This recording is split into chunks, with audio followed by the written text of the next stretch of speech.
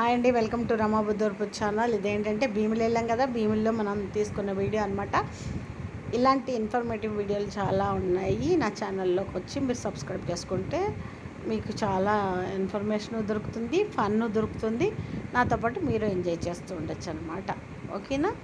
ఈ వీడియోలన్నీ మీకు నచ్చినట్లయితే లైక్, షేర్, కామెంట్, సబ్స్క్రైబ్ చేసుకోండి.